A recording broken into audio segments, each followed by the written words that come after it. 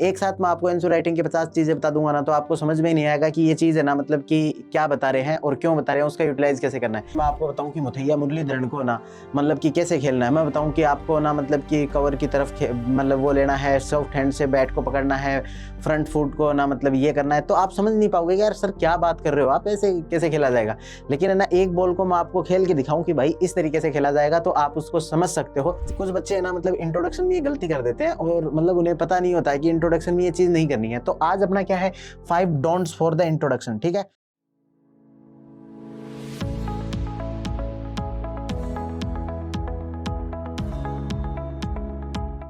Hello दोस्तों, कैसे हो आप सब लोग, कैसी चल रही है आपकी तैयारी। आई होप आप बढ़िया से तैयारी कर रहे होगे। अब धीरे धीरे ना जो मेंस का माहौल भी आपको बनाना है, मेंस का आपको पढ़ना भी है, आंसर राइटिंग करनी भी है, और ये एक एक्स फैक्टर है किसी भी बच्चे का सिलेक्शन और सिलेक्शन नहीं होने के बीच में। क्योंकि मैंने मतलब कि बहुत सारे ऐसे बच्चे देखे हैं जिनका नॉलेज लेवल है ना मेरे से बहुत ज़्यादा था, लेकिन फिर भी ना मतलब वो यूपीएससी मेंस के अंदर अच्छा परफॉर्म नहीं कर पाए। उसका जो सबसे मेजर कारण होता है ना वो आंसर राइटिंग। तो मैंने जैसे कि बताया था, हम आंसर राइटिंग को टुकड़ों टुकड़ों में लेके चलेंगे, ठीक है। एक साथ मैं आपको आंसर राइटिंग के 50 चीजें बता दूंगा ना, तो आपको समझ में ही नहीं आएगा कि ये चीज है ना मतलब कि क्या बता रहे हैं और क्यों बता रहे हैं, उसका यूटिलाइज कैसे करना है। सेकंड चीज, जैसे कि मैंने आपको पिछले वीडियो में बताई थी कि आगे के जो क्वेश्चन आंसर्स लिखे हुए हैं ना वो आपको मैं साथ में बताऊंगा। अदरवाइज जैसे मैं आपको बताऊं कि यार क्वेश्चन में आप इंपॉर्टेंट कीवर्ड्स को हाईलाइट कर लेना, आप है ना मतलब कि जो हेडिंग है उसको बॉक्स बना देना, आप इस पार्ट को ना ज्यादा हाईलाइट करना, इस पार्ट को ऊपर रखना, इसको प्रायोरिटाइज करना, इसको बाद में लिखना, आप इन चीजों के साथ थोड़ा सा रिलेट नहीं कर पाओगे। लेकिन साथ में एग्जाम्पल्स के साथ बताएंगे ना तो मतलब कि बढ़िया हो जाता है। अब जैसे फॉर एग्जाम्पल कि मैं आपको बताऊं कि मुथैया मुरलीधरन को ना मतलब कि कैसे खेलना है। मैं बताऊं कि आपको ना मतलब कि कवर की तरफ मतलब वो लेना है, सॉफ्ट हैंड से बैट को पकड़ना है, फ्रंट फुट को ना मतलब ये करना है, तो आप समझ नहीं पाओगे यार सर क्या बात कर रहे हो आप, ऐसे कैसे खेला जाएगा। लेकिन है ना एक बॉल को मैं आपको खेल के दिखाऊं कि भाई इस तरीके से खेला जाएगा, तो आप उसको समझ सकते हो। तो पहला, इसके वीडियो के 2 ही पार्ट होते हैं हमेशा। जैसे पहले वीडियो के पार्ट 1 में हम क्या डिस्कस करेंगे यार, क्या चीजें ऐसी जरूरी हैं जो आंसर राइटिंग के लिए हो, और फिर जो सेकंड में है ना अपन 1 या 2 क्वेश्चन है ना जो अपनी बुक के अंदर से लिखे हुए हैं उनको पर डिस्कस करेंगे, ठीक है। तो देखो, जीरो लेवल से जो स्टार्ट करते हैं ना वो बढ़िया से एकदम इन सारी चीजों को फॉलो करेंगे तो आराम से मतलब हीरो लेवल पे चले जाएंगे। और ये सारी चीजें है ना मतलब ऐसा नहीं है कि यार किसी बुक में लिखी हुई है, वो लगातार जब आंसर राइटिंग प्रैक्टिस करते थे ना तो वो चीजें लगातार समझ में आने लगी कि यार इस तरीके से करने से है ना अपने को समझ में आ जाएगा। तो सबसे पहले अभी वीडियो को करो पॉज, वीडियो को पॉज करके बताओ कि कल मैंने 7 प्रकार से इंट्रोडक्शन करने बताए थे कि किस तरीके से 7 प्रकार के आप इंट्रोडक्शन कर सकते हो। वो इंट्रोडक्शन किसको करने आ गए और आ गए तो मतलब सारे के सारे याद हैं क्या कि सबसे पहले हाईएस्ट प्रायोरिटी किसको रखी थी हमने, हाईएस्ट प्रायोरिटी करंट अफेयर या फिर करंट कॉन्टेक्स्ट वाली रखी थी। लोएस्ट प्रायोरिटी किसको लिखी थी, जो एकदम सिंप्लीफाइड जो अपने इंट्रोडक्शन होते हैं जिसमें है ना मतलब कि वापस से जो ऊपर वाला इंट्रोडक्शन लिखा हुआ है उसी को आप है ना मतलब कि अलग लैंग्वेज मतलब अलग वर्ड्स का यूज करते हुए अलग मेथड के थ्रू आप उसको एक्सप्लेन कर देते हो, ठीक है। तो वो इंट्रोडक्शन के साथ मेथड के बाद आज का जो अपना मेन टॉपिक है ना कि इंट्रोडक्शन में क्या नहीं करना चाहिए। कुछ बच्चे है ना मतलब इंट्रोडक्शन में ये गलती कर देते हैं और मतलब उन्हें पता नहीं होता है कि इंट्रोडक्शन में ये चीज नहीं करनी है। तो आज अपना क्या है 5 डोंट्स फॉर द इंट्रोडक्शन, ठीक है। इसके बाद कुछ लोग है ना ये 5 नहीं करेंगे और कल वाले 7 प्रकार के इंट्रोडक्शन करने लग जाएंगे ना तो वो फिर है ना एक्सपर्ट लेवल पे चले जाएंगे। वो क्या गलतियां करते हैं अपन उनकी भी बात करेंगे, ठीक है। तो बेसिक जो बच्चा है ना वो क्या गलती कर देता है कई बार कि मैंने भी देखा कि ना मतलब वो जो इंट्रोडक्शन है ना उसको ना पॉइंट फॉर्म में ना स्टार्ट कर देता है, जो पॉइंट फॉर्म में आपको कभी स्टार्ट नहीं करना यार।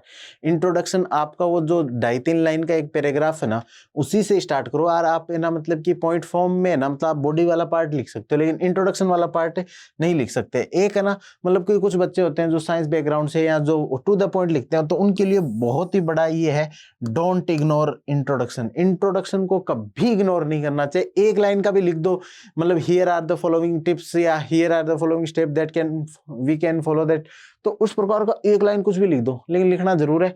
पॉइंट फॉर्म में बिल्कुल नहीं लिखना है। इंट्रोडक्शन हमेशा आप किस फॉर्म में लिखोगे, पैराग्राफ की फॉर्म में लिखोगे।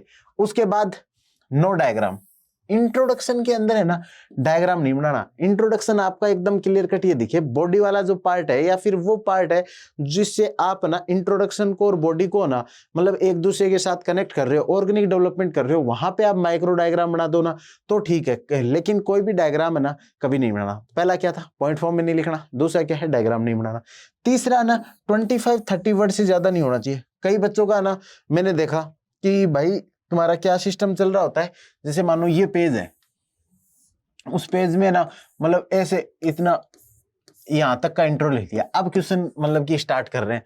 तो इस प्रकार का इंट्रोडक्शन है ना बहुत ही बोरिंग होता है, और इंट्रोडक्शन का लगभग है ना मतलब यही क्राइटेरिया होता है कि वो 25-30 वर्ड से ज्यादा ना हो। यदि मानो कि 15 जो नंबर वाला क्वेश्चन है तो उसमें मान लो 5-10 वर्ड और ऐड कर लो यार, 35-40 वर्ड, मतलब 35 वर्ड से ज्यादा यदि आपका इंट्रोडक्शन जा रहा है ना तो फिर है ना मतलब कि उसमें कुछ ना कुछ है ना मतलब कि गलती होने की संभावना है और वो सही नहीं है। तो कितने मतलब कि मेरा फिक्स रहता था कि ज्यादातर जो कोशिश करूंगा ना मैं बस इस प्रकार का 3 लाइनों का ही मतलब 2.5 लाइन का ही करूंगा, या फिर है ना मतलब एक्स्ट्रा ही ज्यादा ही जा रहा है तो 3.5 लाइनों का कर दूंगा।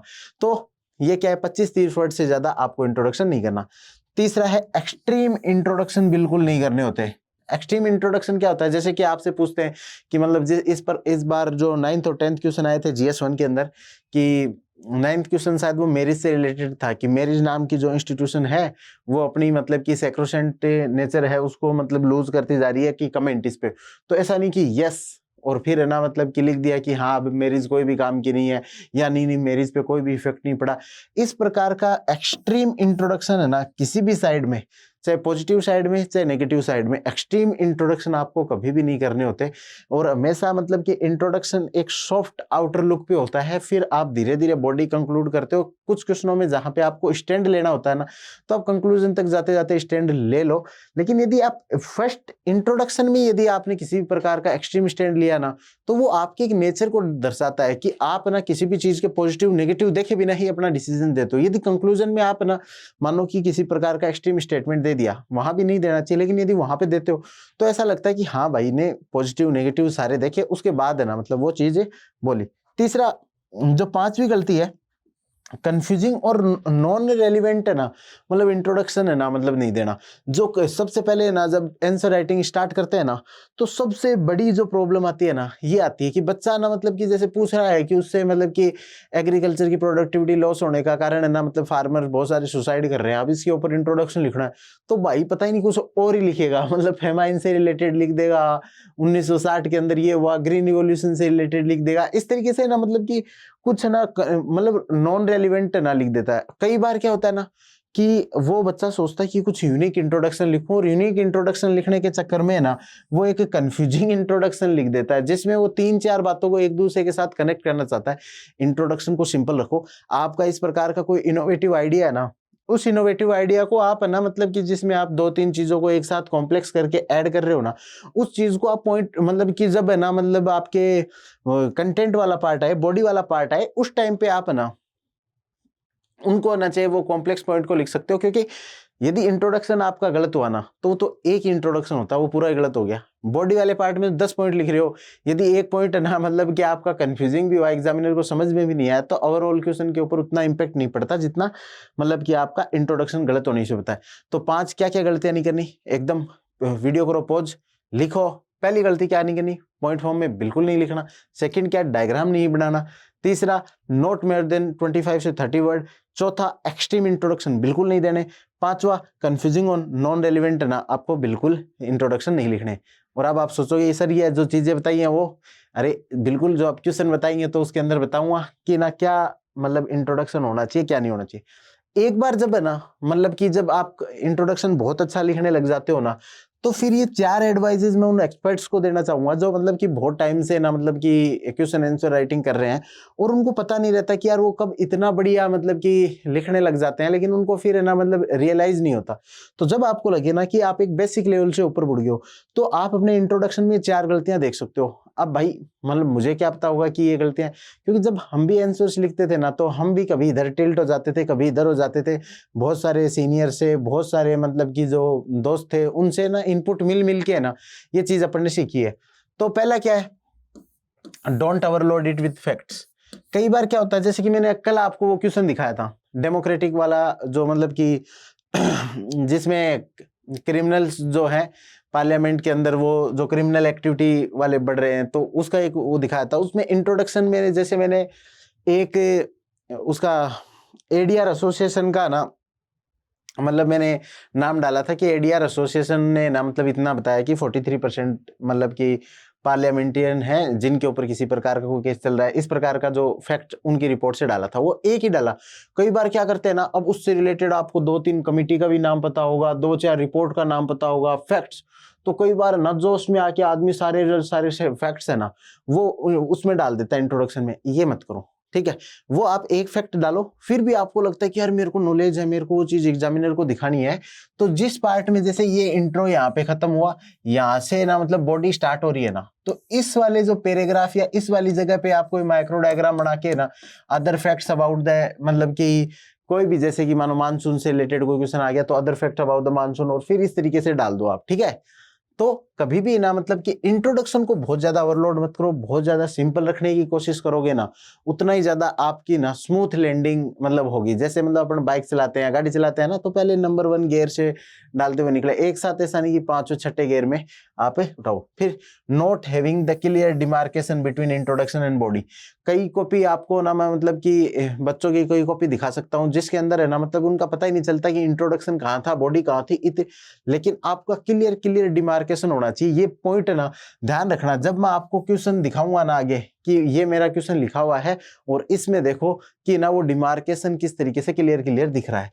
थर्ड गलती करते हैं, कॉम्प्लेक्स इंट्रोडक्शन करने लग जाते हैं। जैसे मैंने बताया ना कंफ्यूजिंग वाला, जो उस प्रकार से कई बार ना जो इंट्रोडक्शन करते हैं ना वो इतना कॉम्प्लेक्स इंट्रोडक्शन कर देते हैं ना, तो फिर वो जैसे 3 इडियट वाली मूवी थी ना जिसमें चैन के बारे में वो तो एकदम एक्सप्लेन करता है, तो मतलब उस तरीके से अपन क्या होता है कि कोई बेसिक चीज होती है ना, उस बेसिक चीज को भी अपन ना पूरा मतलब इस तरीके से बताने के चक्करों में बहुत ज्यादा ना मतलब कि कंफ्यूजिंग कर देते हैं या बहुत ज्यादा कॉम्प्लेक्स स्टेटमेंट बना देते हैं।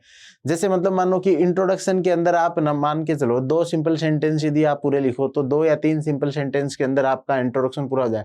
कई बार बच्चा क्या करता है, उस तीनों चारों को ना मिला के एक ही लाइन बनाता है, जो कॉम्प्लेक्स लाइन बना देता है। तो कॉम्प्लेक्स लाइन बनाने की वजह से थोड़ा सा इंट्रोडक्शन है ना मतलब आउट ऑफ द वे चला जाता है। फिर फोर्थ गलती क्या है, इग्नोरिंग कीवर्ड्स। हर सब्जेक्ट के कुछ कीवर्ड्स होते हैं, हर जो टॉपिक आप पढ़ते हो ना उसके कीवर्ड्स होते हैं, लेकिन जब आप इंट्रोडक्शन लिख रहे होते हो स्टार्टिंग का तो ये मुद्दा ही नहीं है। जब स्टार्टिंग में बच्चा कर रहा होता है तो वो तो पहले वाली जो गलतियां ना उन्हीं को ना मतलब उन्हीं से जूझ रहा होता है, लेकिन जब बहुत ज्यादा आप एक्सपर्ट लेवल पे पहुंच जा रहे हो तब मैं चाहूंगा कि फिर आप इंट्रोडक्शन से प्रभाव डालो, और प्रभाव डालने के लिए सबसे जरूरी क्या है कि आपके कीवर्ड्स होने चाहिए। तो कीवर्ड्स यदि आप इग्नोर कर रहे हो ना तो वो फिर है ना मतलब कि एक उतना इंप्रेसिव आंसर नहीं बनता। तो आज अपन ने क्या बात की कि 9 गलतियां ना आपको कौन सी, don't repeat this 9 mistake for the introduction, 5 basic थी और 4 एडवांस वाली मिस्टेक थी। तो मुझे लग रहा है कि आपको इंट्रोडक्शन लिखने के 7 तरीके आ गए, कौन सी 5 बेसिक गलतियां नहीं करनी वो आ गया, और कौन सी 4 एडवांस गलतियां नहीं करनी वो आ गया। और अब हम इन सब का क्या देखते हैं, प्रैक्टिकल देखते हैं, अपन क्वेश्चन देखते हैं, ठीक है। तो ये रहा ये। अब कुछ बच्चे पूछ रहे हैं कि सर ये क्वेश्चन हमें मिलेंगे कहाँ से, तो जो वो किताब है ना अपनी जिसमें ना टॉपर्स के PYQ वाली किताब है, तो उस पे ना मतलब आपको ये मिल जाएंगे। वो आप तो ऑफलाइन वगैरह है ना हर जगह अवेलेबल है, आपकी किसी भी दुकान पे जाके बोल सकते हो ना। तो अब देखो ये क्वेश्चन देखते हैं पहला कि discuss the role of ethics, ठीक है। अब इस क्वेश्चन को कैसे समझना है वो देखते हैं अपन। इन्होंने role of ethics and values पूछा है और 3 मेजर कंपोनेंट के बारे में पूछा है, CNP क्या पूछा है, फिर ह्यूमन कैपिटल, सॉफ्ट पावर और इनके बारे में, सोशल हार्मोनी के बारे में ना मतलब कि पूछा है। चलो एक चीज तो मेरे को समझ में आ गई। अब इसका करना है, अब इंट्रोडक्शन करना है। तो पहला जो चीज थी कॉम्प्रहेंसिव नेशनल पावर, उससे रिलेटेड है ना कोई करंट में कोई इवेंट चल रही है, यदि इवेंट चल रही है उससे रिलेटेड तो मतलब आप है ना उसको बता सकते हो, लेकिन है ना वो कोई करंट में वैसी इवेंट नहीं चल रही तो फिर आप उसका नहीं कर सकते। फैक्ट्स वगैरह CNP का तो क्या ही होगा, क्योंकि एक मतलब ये तो मतलब एक थोड़ा सा एब्स्ट्रैक्ट टॉपिक है तो इसके फैक्ट्स वगैरह तो हो नहीं सकते। तो बेस्ट मेथड क्या हो सकता है कि आप इसको ना डिफाइन कर दो। क्या कर दो, डिफाइन, और मैंने ना इस क्वेश्चन में उसी को क्या करने की कोशिश की, सीएनपी को डिफाइन कर दिया कि कंट्री की ओवरऑल स्ट्रेंथ है जिसमें इकोनॉमिक, मिलिट्री, टेक्निकल, जो टेक्नोलॉजिकल और डिप्लोमेटिक पावर है ना, वो ना मतलब कि एकदम इंक्लूड होती है। तो मैंने देखो वो ढाई लाइनों के अंदर अंदर है ना मतलब उसको इंट्रोड्यूस किया, और ये वो जो आगे कनेक्टिंग लाइन थी ना कि enhancing CNP in the following वे, ठीक है। तो फिर अब कौन कौन से तरीके से कर सकते हैं, अब देखो आपको इंट्रोडक्शन अलग दिख रहा है ना, जैसे मैंने बताया ना क्लियर डिमार्केशन होना चाहिए। डिमार्केशन के लिए मैंने फिर ये मतलब कॉम्प्रिहेंसिव नेशनल पावर बना दी, और इसमें ह्यूमन कैपिटल, सॉफ्ट पावर और जो सोशल हार्मोनी है ना उसके बारे में बता दिया, ठीक है। फिर आ जाते हैं अपन, फिर एक मिनट, फिर अब जैसे ही एकदम क्लियर डिमार्केशन करके ना दिखाना था, तो ये देखो कि अब 3 पार्ट के अंदर डिवाइडेड था। ये क्वेश्चन को आप देखना, स्टार्टिंग में इन्होंने क्या पूछा था ना, 3 मेजर कंपोनेंट, किसके 3 मेजर कंपोनेंट के बारे में पूछा था। पहला कौन सा था, ह्यूमन कैपिटल, दूसरा सॉफ्ट पावर, और तीसरा सोशल हार्मोनी। अब यहां पे मैंने ना अलग अलग डील किया है कि role of ethics and value है ना वो ह्यूमन कैपिटल में क्या होगी, फिर आगे किसको करूंगा, सॉफ्ट पावर को करूंगा, फिर किसको करूंगा, सोशल हार्मोनी को करूंगा। तीनों पार्टों को ना मतलब कि अलग अलग है ना मैं इसमें क्या करूंगा, डील करूंगा। तो फिर जैसे role of ethics and values in enhancement of human capital, कि किस तरीके से ह्यूमन कैपिटल है ना मतलब कि बढ़िया होगा जब है ना मतलब कि अपनी जो इथिक्स और वैल्यूज होंगी। तो मतलब पहले तो ये बताया ह्यूमन कैपिटल होती क्या है, मतलब आप सीधे एग्जांपल लिखोगे, जैसे कल वाला जो क्वेश्चन मैंने बताया था उस क्वेश्चन में मैंने आपको यही चीज बताई थी कि जब भी आप ना कोई चीज के अंदर चेंज बता रहे हो तो पहले बताओ तो सही कि वो होता क्या है, ठीक है। तो यहाँ पे पहले ना मतलब इसका बेसिक जो था नॉलेज, स्केलेबिलिटी, ये सारी चीजें तो मतलब आपने जो पहले से पढ़ी हुई होती है ना वहां से आपको डायरेक्ट याद करनी होती है कि ये ह्यूमन कैपिटल होता है, ठीक है। अब ह्यूमन कैपिटल हो गया, उसके बाद आप देखो कि यदि इथिक्स हो तो ह्यूमन कैपिटल कैसे बढ़ेगी, ठीक है। अब वो कारण मैं मेन लिख रहा हूं कि ये एक कारण है जिसके कारण ना मतलब कि बढ़ेगी, और इसके अंदर देखो जो भी कीवर्ड था ना उसको मैंने क्या कर दिया, अंडरलाइन कर दिया। फिर ये सेकंड थी कि सेंस ऑफ रिस्पॉन्सिबिलिटी, ठीक है। एक मेथड मैंने कल बताया था जिसमें आप सब हेडिंग डिवाइड कर, सब हेडिंग लिख दो पहले, जैसे इतनी दूर में सब हेडिंग लिख दी, फिर डॉट डॉट लगा के फिर आगे लिखो। दूसरा ये होता है कि यदि आप नॉर्मल लाइन में लिख रहे हो ना तो जो मेन कीवर्ड है ना उसको एकदम लगा दो पूरा, मतलब उसके नीचे अंडरलाइन कर दो ताकि वो उसी पे फोकस करे। आप देखो ethics and value are the suitable for work culture. अब है ना मतलब इथिक्स के जब भी आप क्वेश्चन लिखो ना तो अलग अलग जो टर्म्स वगैरह है ना जो आपके सिलेबस की हैं, कीवर्ड्स हैं, जैसे वर्क कल्चर खुद एक कीवर्ड है तो उसको भी अपन ने इसमें क्या कर लिया, इंक्लूड कर लिया, ठीक है।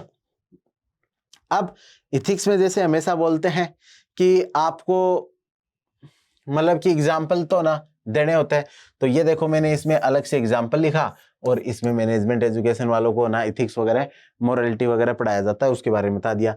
अब पहला हो गया, फिर दूसरा पॉइंट लिखूंगा कि मैं सॉफ्ट पावर है, तो सॉफ्ट पावर के अंदर है ना मतलब कि इथिक्स का क्या रोल होता है, तो वही मैंने मतलब कि क्या बताया, वही उसमें भी जैसे बताया ना तो वैसे ही 1 2 3 4 पॉइंट बताए, और फिर क्या कर दिया यहाँ पे एक एग्जाम्पल दे दिया। एग्जाम्पल भी कहाँ से लाया, मतलब इंटरनेशनल रिलेशन से उठा के लिए आए, तो वो वैसे भी सॉफ्ट पावर का वहीं से ज्यादा कनेक्शन बैठता था तो वहां से लिए। और इसमें भी जो भी इंपॉर्टेंट है देखो यहाँ पे भी एक एग्जांपल लिखा, और जो भी इंपॉर्टेंट है उनको याद, ये यहाँ पे भी एग्जांपल लिखा हुआ है एकदम। एक तो ना यार इथिक्स में जब भी क्वेश्चंस लिखो ना तो एकदम हैवी एग्जांपल लोडेड क्वेश्चंस होने चाहिए, एग्जांपल एग्जांपल एग्जांपल। पूरा इस जो एग्जाम है उसकी पूरी जो मतलब पेपर 4 है उसकी जड़ क्या है, एग्जाम्पल है। तो इसमें देखो इतने सारे एग्जाम्पल लिखे हुए हैं, तो जो बुक में से जो लोग पढ़ रहे हैं उन लोगों को तो सीधे एग्जाम्पल मिले हुए हैं ना, इनको निकाल के मतलब अपने उसमें लिख लेना नोट्स के अंदर, बड़े काम आएंगे लास्ट के अंदर, ठीक है। फिर अपन आगे बढ़ते हैं, role of ethics in the social harmony. अब मेरे को लिखना ऐसा ही था लेकिन जगह थोड़ी सी क्या पड़ गई थी, फिर कम पड़ गई थी, क्योंकि ये लास्ट पेज था। मेरे साथ ये बड़ी दिक्कत होती है, मैं ना फुल लिखता हूं, मतलब जब तक पेज भरते नहीं ना मैं वर्ड लिमिट की चिंता नहीं करता। तो अब लेकिन यदि वैसा एक पॉइंट लिखूंगा तो एग्जामिनर को लगेगा कि उसको आया नहीं, तो इसलिए मैंने क्या किया ना कि ना मतलब छोटे छोटे पॉइंट है ना 4 बनाए, एक एक ही लाइन के मतलब पॉइंट बनाए, तो जब आपकी जगह कम बच जाए कभी भी एग्जाम में ऐसा भी हो सकता है आपके पास है ना, मतलब कि बहुत कम जगह बच गई। जब जगह कम बचे ना, तो इस प्रकार के है ना थोड़ा सा ग्रामर वगैरह को रिमूव करके, जैसे building a culture of tolerance and peace, ये कंप्लीट सेंटेंसेस नहीं है, लेकिन जो अपन बोलना चाह रहे हैं, जो भावना है ना, वो पूरी की पूरी यहाँ पे अपनी क्या हो गई, निकल के आ गई। फिर इसमें भी पूरा एग्जाम्पल दिया हुआ है कि इंडिया की जो कोर वैल्यू है वो वसुदेव कुटुंबकम है। तो देखो एग्जाम्पल, एक ही क्वेश्चन में 5-6 एग्जाम्पल्स है ना हमने यूज कर लिए। फिर वही कंक्लूजन करना जरूरी है। आप देखो ऐसे जगह भर गई तो ऐसा नहीं कि यार उस क्वेश्चन के जो मेन नीड थी उसको तो मतलब कि बता ही दिया तो कंक्लूजन ना लिखें। Intro and conclusion are must must must याद रखना है। तो इसमें मैंने फिर उसको मतलब उसी चीज को, ऊपर वाला जो चीज थी उसको एकदम बता दिया कि इसी मतलब चीज जो 3 हेडिंग के अंदर मैंने अलग अलग पॉइंट बताए वो प्रूव करते हैं कि ये जो क्वेश्चन में जो पूछा गया है वो बात सही है। तो अब देखो इसको ओवरऑल आप क्वेश्चन की इसकी वो देखोगे ना, तो देखो इसमें लगेगा हाँ ये इंट्रोडक्शन है, ये इसमें 3 मेजर कंपोनेंट का एक पार्ट, ये दूसरा पार्ट, ये तीसरा पार्ट, और ये ना मतलब लास्ट में एक है अलग से conclusion, example example example example example, 5 example उसको दिख जाएंगे, एक डायग्राम दिख जाएगा, पॉइंट है, ये माइक्रो डायग्राम है। तो और क्या चाहिए क्वेश्चन के अंदर, यही तो सारी चीजें चाहिए। तो वो आप सब लोग है ना मतलब कि पढ़ रहे होगे ना इसको। चलो तो अब अपन बाकी है ना नेक्स्ट वीडियो का मतलब कि नेक्स्ट वीडियो में फिर से अपन है ना मतलब कि आंसर राइटिंग से रिलेटेड और है ना कुछ तूफानी चीजें, कुछ देसी चीजें लेके आएंगे, और उसमें जो और कोई मतलब जो क्वेश्चन लिखा हुआ होगा ना वो मतलब कि अपन साथ में डिस्कस कर लेंगे। तो जिनके पास भी बुक है वो उस क्वेश्चन को खोल के ना मतलब बैठ जाया करो, ताकि ना मतलब कि उसको समझ में आ जाए कि हाँ सर ये चीज को अंडरलाइन कर रहे हैं, ये बुक में यहाँ लिखी हुई है, तो आपको अच्छे से समझ में आ जाएगा। ठीक है, चलो तो पढ़ाई के लगे रहो, बढ़िया से पढ़ते रहो। मिलते हैं अगले वीडियो में। थैंक यू, जय हिंद, जय भारत। हेलो एवरीवन, मेरा नाम है गौरव बुडानिया। मैंने CSE 2020 में ऑल इंडिया 13th रैंक हासिल की थी। यूपीएससी एस्पिरेंट्स के बीच में सबसे बड़ा डाउट रहता है सर की जो ये प्रीवियस ईयर्स के क्वेश्चंस हैं उनको किस तरीके से सॉल्व किया जाए, किस तरीके से मल्टी डायमेंशन आंसर लिखे जाए, किस तरीके से माइक्रो डायग्राम्स बनाए जाए और किस तरीके से समझा जाए। मैंने, आकृति ने और अदर्स टॉपर ने मिलके ये बुक लिखी है जो आपके प्रीवियस ईयर्स की जो प्रॉब्लम है उसको सॉल्व करेगी और आपकी जो मेंस की तैयारी है उसमें काफ़ी हेल्पफुल होगी। I hope you will like it. Thank you.